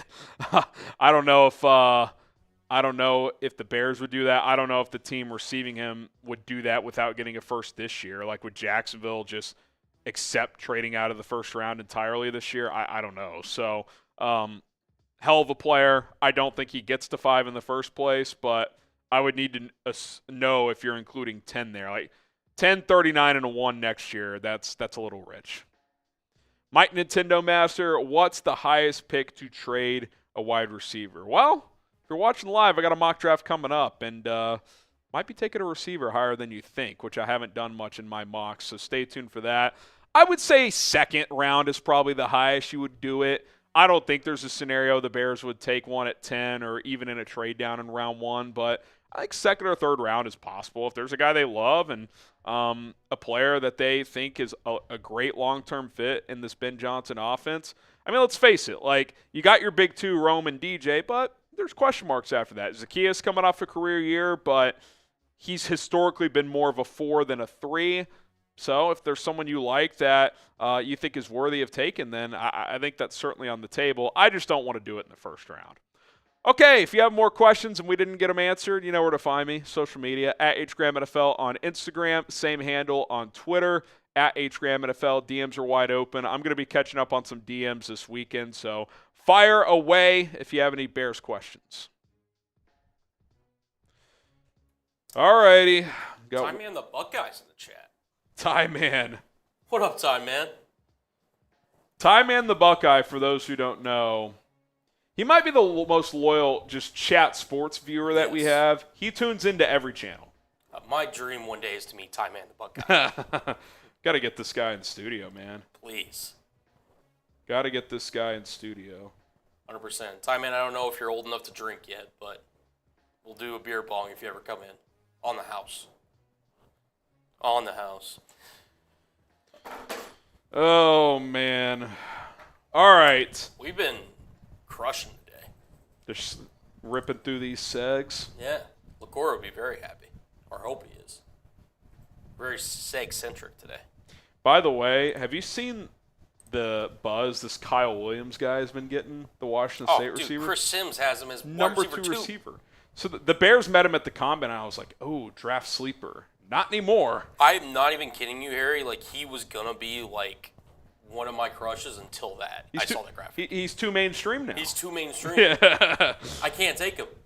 I mean, I really like it. I'll be curious to see where he goes. I'll say this. He beats man coverage consistently. He torched Travis Hunter on a go route this year. Last year? I don't know what it was. Soldier Bear 85. So this is, I meant to put this in the mailbag. That's on me, Soldier, but I didn't, so I'll ask it here. He says, Harrison, Cullen, or other. I'm assuming that means if Jack was in studio. What's your favorite memory or moment in Bears history? I mean, from when I've been alive, I mean, obviously the 85 Super Bowl, but I wasn't alive for that. I would say Hester taking the opening kickback in the Super Bowl. I mean, even if you're not a Bears fan, like that was like just the average football fan. If you asked, hey, what's one of the more memorable moments of the post-2000 Super Bowls, like every average football fan remembers that. It's the only time. I think it's the only time it's ever happened. Opening kickoff back for a touchdown. So absolutely electric. Opening of the game, yes. There was an opening of the second half. That was Yeah. But opening of the game, yeah. To start the Super Bowl, I think it's the only time. By the way, I don't know if someone reported on this, but Petey just tweeted out, I refuse to believe Kirk Cousins flew to Cleveland to check out the Chipotle branch in Westlake. My money is he met with the team to go over contract details. Plan is at number 2 in his health. A trade is coming. Maybe. So Kirk Cousins to the Browns, worst kept secret in the NFL, baby. You heard it here first. Let me see if there's a report. Maybe. Oh, the reason he brought up the Westlake Chipotle, someone tweeted, a Browns fan tweeted out, Kirk Cousins currently at Westlake Chipotle. He's a Brown. The only question is it before or after the draft? I'll say after. Yeah. He's a Brown. Agreed. And then if Aaron Rodgers retires, the Steelers are going to start Mason Rudolph. I'll say this. If Aaron Rodgers retires, could the Bears pull off a massive trade down with Pittsburgh and get them back after they got us in that Chase Claypool trade, which was a debacle? Yeah. Okay. Cullen's draft crush, Chris Paul, future Hall of Famer in the NBA. No, it's a different Chris Paul. The Ole Miss linebacker. The Bears sneakily need some linebacker help, Cullen, with Jack Sanborn going to the Cowboys. Tell us about Chris Paul Jr. out of Ole Miss. Well, funny thing enough, he actually prefers to go by Pooh Paul Jr. Pooh Paul, okay. Like Winnie the Pooh. Okay. So that's apparently his nickname. So he's one of 3 linebackers in the entire country last season to have, on PFF, again, PFF's not everything, to have a 78 or higher grade in coverage, pass rush, and run defense grade.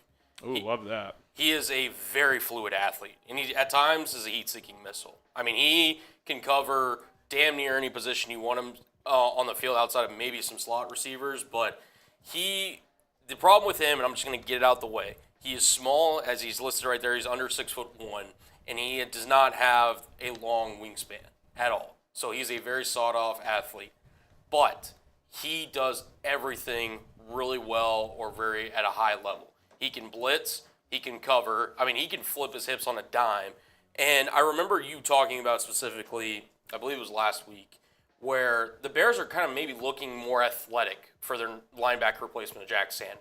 Yep. This guy's going to be one of the more athletic, kind of coveragey will linebackers that you'll find in this draft. But I think because of his size and lack of length, he could fall, potentially. He was looked at as a potential lock for round 2, but he did not have the best testing numbers in terms of his measurements. I think he could be somebody that slides. But he was the quarterback of Ole Miss's defense last year. He's a transfer from the University of Arkansas. He was the quarterback of the defense, calling plays on the field and everything.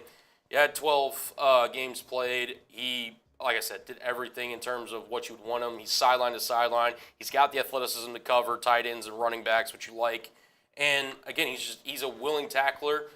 The size is a concern. I'm not trying to sit here and deny that, but if you're sitting there and if you're the Bears, again, maybe if they go safety on day 2 and you're looking there at 72, or maybe, hell, he falls to day 3, maybe slips to the 5th round, I think Chris Paul Jr., Paul Jr., would be a welcome addition to a Dennis Allen defense for, potential replacement for that third linebacker spot. 6'1", 222.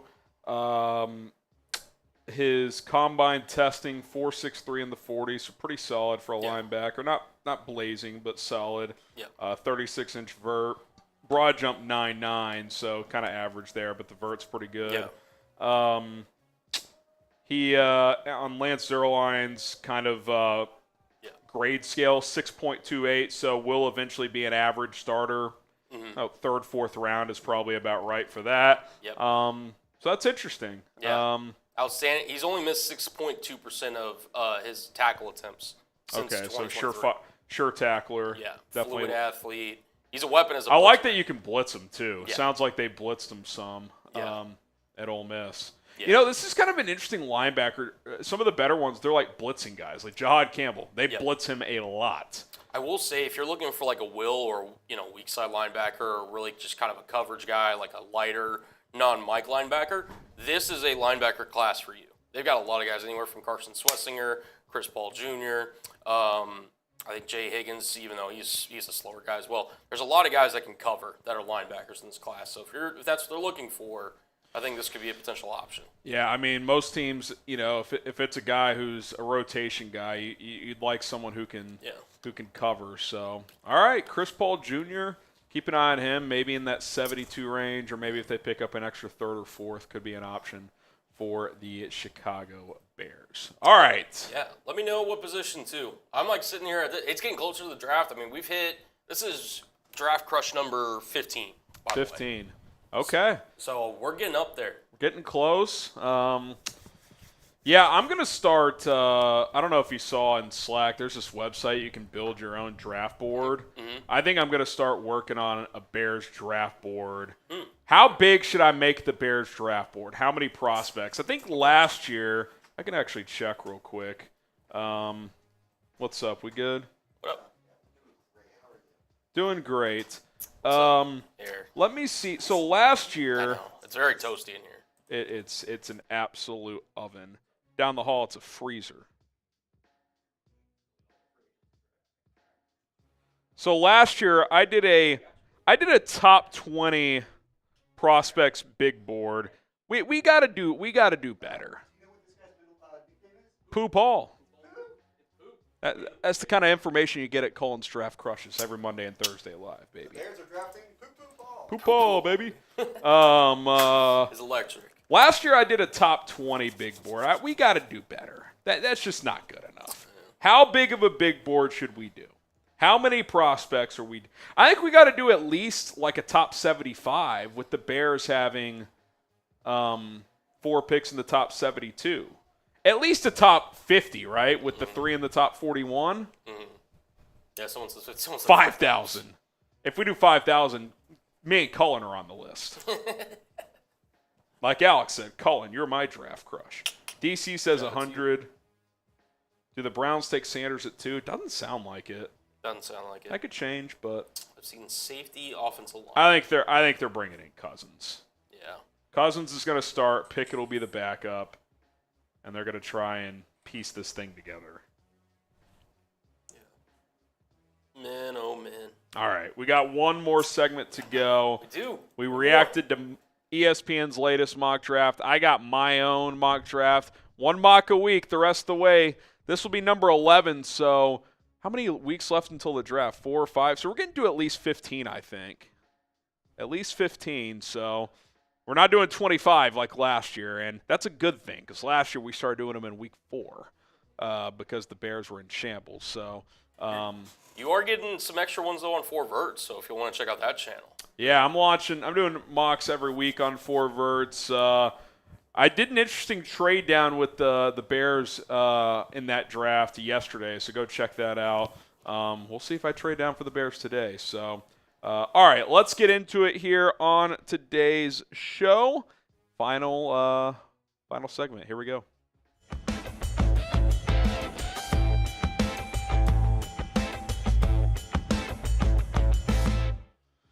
Time for another Bears mock draft from yours truly, Harrison Graham. Welcome to Chicago Bears Now. This is mock draft 11.0, our 11th mock of draft season, with the draft just about a month away. We're going to try and get to 15. Going to try to get to 15 this year, so that is what we are shooting for. Let's go ahead and dive right into it here. We're trading down. The Cardinals come calling as they give me 16, 78, and this is a complete typo. Absolute disaster. All right, we're live filming this. We're gonna start this over. This is because I adjusted this. I initially was going to trade with a different team and get a future first. So that's a 2025 4th-round pick. I don't know if you have to read only that or rebuild and re-import. Timeout. We're taking a full 2-minute timeout. That's on me. Full 2-minute timeout. That's a 4th-round pick for 2025. Hand up accountability. That's on me. My fault, guys. We are trading down with the Cardinals, but not for 2026 first-round pick. It'll be a 3rd and a 4th. So, false start on the play, like DC Viper said. Flag. The first 2 ones are right. It's just that 3rd line on the first one is a 2025 4th. 2025 4th. The 115 is right. I initially was trading down with a different team, but I pivoted. All right. It looks right. Yeah. We'll take it from the top. All right. Hey, this is like sometimes when we film our videos not from live, this happens. You guys just don't see it. So, all right, we're running it back. Mock draft 11.0. Let's go.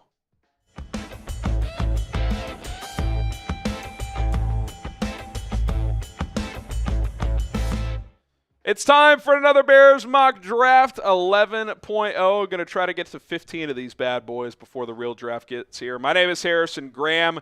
Let's go ahead and dive on in. Bears have the 10th pick, but we're trading down as the Arizona Cardinals come calling. They offer 16, a 3rd-round pick, which is number 78 overall, and 115 in the 4th. They get number 10 plus one of our 7th-round picks back. Adds up pretty well in the draft calculator. So I just want to know right off the bat, would you guys do this trade, move down 6 spots, pick up an extra 3rd and a 4th, ship out a 7th in addition to 10? I probably would. Now, it depends who's available on the board when you're selecting at 10. Of note, Ashton Jeanty was gone. Tyler Warren, Will Campbell were gone. Armand Mimbu was there, so we could have taken him, but opted to trade down in this scenario. And in this scenario, Y for yes, N for no, let me know if you would do this trade. I took a Marion Hampton, the running back out of North Carolina, who I think is going to go top 20. I think if you do trade down for him, you better stay ahead of Denver because I think they would take him at 20 otherwise. He's just been a really productive player for the Tar Heels the last 2 years. In 2023, when he played with Drake May, put up monster numbers, 1,500 rushing yards, caught 29 balls as well. And last year for an offense that did not have a good quarterback, that did not have a reliable passing game, that was facing defenses that knew those things and consistently put 7 and sometimes 8 players in the box, he was even more productive on the ground with almost 1,700 yards. So super impressive from what Hampton's done the last 2 years with 33 total touchdowns as well. He's my clear, and I think the NFL's clear, RB2 in this draft. It's Ashton Jeanty, and then it's a Marion Hampton. I'm rocking the baby blue for Hampton today. So, if you're on team, get a dynamic running back early, and Jeanty's not the guy. Trading down for Hampton could be a possibility. I wouldn't even rule out taking him at 10, but I would prefer to find a trade down if that is available. Obviously, if you plugged him in, he'd be your RB1, but, probably a 1A, 1B situation, at least early on with DeAndre Swift. Roschon could kind of transition into just being that 3rd and 4th and short thumper. And then Travis Homer's your special teamer with probably Ian Wheeler on the practice squad. Okay, round 2, pick number 39. I'm going to take Landon Jackson, the edge out of Arkansas. Fits the mold of a Dennis Allen defensive end, 6'6", 270 or so. He's got the measurables. He's got the length. He's got the power, the ability to drive back the pocket. He's got back-to-back seasons of 6.5 sacks. I don't love him. I like him a lot. He's a pretty good run defender. He's a solid pass rusher, but he needs to add more moves to his arsenal. Like, I think today he probably enters the NFL as an average NFL pass rusher. But good run defender, tremendous athlete. Again, fits the measurables of what Dennis Allen likes. I think in the second round he fits or he's worthy of taking in this range. You could throw him into this rotation. He could compete with Austin Booker for playing time as well. So I think on day 2 at 39, the value is there. Tested well at the combine, which we know Ryan Poles has valued in the past. A lot of green there. So athletic traits, size, production, it's all there. I don't think he's a tremendous player, but I think he's a solid player with the ability to grow as he transitions into his career. So going to go ahead and take him here in the second round. How about this? Little curveball for you guys. I'm going to take Iowa State wide receiver Jaden Higgins in the second round as well at 41 overall. Instant reaction from you in the chat. Let me know, yes or no, do you like this pick? Look, kind of a BPA pick, kind of a luxury pick, I'll admit, but I love this guy. I really, really do. 2,000 yards combined the last 2 years at Iowa State. He's a fluid athlete at 6'3", 6'4", 215 pounds. He can burn. He can play on the outside. I think he could play some big slot for you. Has graded out well per PFF. Big play ability.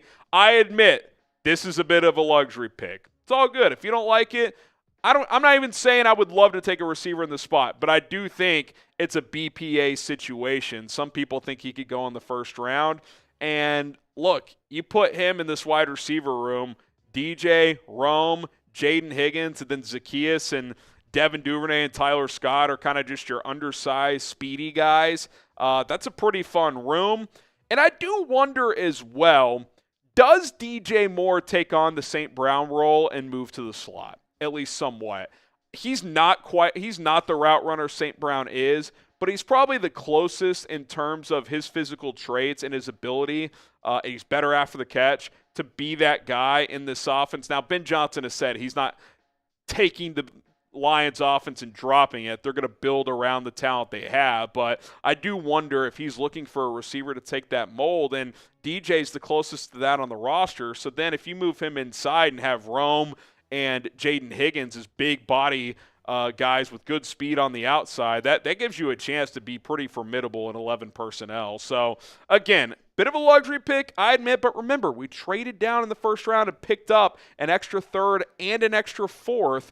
That's, that gives you the luxury to make a pick like this if you want to go that route. Okay, Rocket Money is a luxury, and they're a gem of an app. They've saved me a bunch of money and a bunch of customers a bunch of money as well, as they're just an awesome personal finance app. Helps you stay on top of your spending.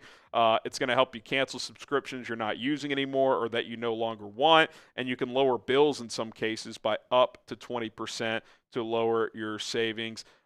If you're looking to scale back on spending, the easiest way to do that is to just cancel subscriptions. Like it's a subscription world, right? Online newspapers, streaming services, delivery services. And look, you want to keep some of those. I certainly have plenty of them. But if you're not using them, usually these subscription services you can cancel without a penalty. So Rocket Money will help you do that. They'll list out all these subscriptions on your screen.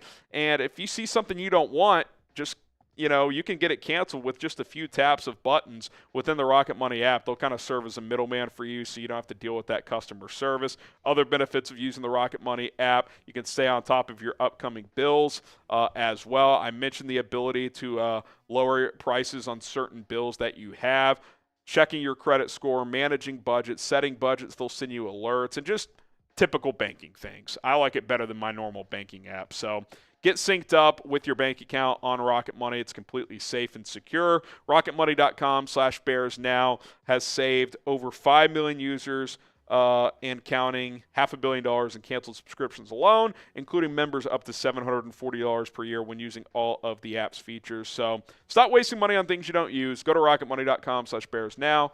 Get started today. Okay, I think you'll like this pick a little better if you didn't like the last one. Alfred Collins, the defensive tackle out of Texas, falls to 72 in this mock, which I think could happen because he's already a disruptive run stopper. The pass rush ability is hit and miss right now. We'll see if he can add more of that to his game. But I think if you add him to this rotation of Grady Jarrett, Javon Dexter, and Andrew Billings, I think you're cooking with gas. Like, if him and Billings are your kind of traditional one techs and Jarrett and Dexter handle more of the three tech responsibilities, I think it's an ideal fit for Alfred Collins to plug and play behind Billings, and those four guys can just mix and match, right? I think Collins and Dexter can be a little more flexible in playing both spots. Billings, a true one tech. Jarrett, more of a three tech. I like adding Collins to this rotation and learning from a guy like Andrew Billings. I really, really do. So I think you need one more defensive tackle to put in that room, and someone in the second or third round would be kind of ideal. Okay, Andrew Mukuba staying with the Horns, the safety out of Texas, a Cullen draft crush at number 78 overall. I think this is right in the range of where he could and should go in this NFL draft. Like Alfred Collins, had a breakout senior season for Texas, 5 interceptions, 7 breakups, 4 TFLs, constantly around the football. There's a report that dropped recently that Andrew Mukuba is someone the Bears are eyeing as a potential option with their third-round pick, which is 72. In this case, I got him at 78 with that trade down with the Cardinals earlier in this mock. So definitely would be a fan of that if the Bears could add another safety to their room, which quite frankly they need. Come subscribe to the channel and join the Bears Now family. It is 100% free. We don't charge a dime. And I do mean a family, 120,000 strong just about. We're just under 120K, so if you want to help us get there, we would appreciate that. Daily Bears content, mock drafts, other draft content, the latest news and rumors, free agency coverage, live mailbag, so be sure to join us. Okay, Jeffrey Bassa, as we get that fourth-round pick with the Cardinals, which I'd love to get a fourth rounder because this could be a range where you add a defensive tackle or you add a depth offensive lineman or you get a linebacker because you still need a linebacker to help replace Jack Sanborn. This is a guy who's a converted safety who moved to linebacker, so he's got some coverage skills. You see the 3 picks there, 4 breakups in his career. At times he's a full-time starter. Other times he was a rotation guy for Oregon. The Bears need linebacker depth. We all like TJ Edwards. I don't love Tremaine Edmonds, but he's a solid starter. You feel good about those two guys. But what if one of those guys goes down? And more than that, who's your third linebacker in base downs? Eamon Ogbongbemiga? I doubt it. You're going to have to add someone in the draft or in free agency, and Bassett could be a guy you bring in to at least compete to be that third linebacker. All right, round 5, pick 148, Mitchell Evans, the tight end out of Notre Dame. Solid blocker, reliable pass catcher. I thought he actually flashed a little juice in the college football playoff. Not to be the lazy Notre Dame Bears comp take, he's kind of a poor man's Cole Kmet. He's not as athletic, he's not as strong, but Cole Kmet went in the second round. I'm getting Evans in the 5th round. So kind of a similar body type as well. And Notre Dame typically produces good tight ends. So if you get one on day 3, I like it. And then the lone 7th round pick, because we traded the other one to Arizona in that initial trade. Holland Pierce, the offensive tackle out of Rutgers. Tradesy guy, big, strong, athletic. A lot of technique work needed, but hey, it's a 7th round. Put him into your situation. I'll admit I would have loved to get an offensive line earlier, but sometimes you do these mocks and, you just don't love the board when you're on the clock for certain positions, and offensive line kind of ended up being that one here. So I'll admit I didn't love that. Obviously, I took Jaden Higgins, but I didn't love the O-line board at that time. I went BPA, which to me is never a bad idea. Grade this Bears mock draft A, B, C, D, or F. Drop a letter grade down in the comment section below. And don't forget to subscribe to the channel. Whether you agree, disagree with my takes, hey, that's the fun part of this interactive community here on this channel, the back and forth. That's what the comment section is for. So be sure to light that up. I'll be reading your takes, and appreciate you listening to mine. All right. All righty. Get those grades down below. Did I miss something? What did you just ooh at? No, I was just saying woo. Oh, okay. We got done. Dude, did it get hotter in here? It is steamy. It is very That fan just crapped out. Yeah, I know. Unbelievable. I feel bad for you. Yeah, it's all right. Feel bad for you. Hey, listen, I'm sweating out all those dirty calories, all right? Doing good over here. Mike says needs work early in the draft. Look, I knew the Higgins one was going to be controversial. He's also a stud. He is a stud. Thought I'd mix it up. I will say our Steelers host, Jack Sperry. He thinks there's a round one guy. Yeah, which that I think is a little rich. But Yeah. I could see him going round one because this isn't as good of a wide receiver draft. So if some wide receiver needy team needs one, I could see someone taking him in the 20s. But yeah. I think early day 2 is more of a natural landing spot. Yeah. All right. We got to get out of here. It's hot as hell in the studio. Really So is. I'm gonna sign off. Appreciate you guys for tuning in. Shout out to Colin for producing. He is back in the saddle. We will see you guys soon. Bear down.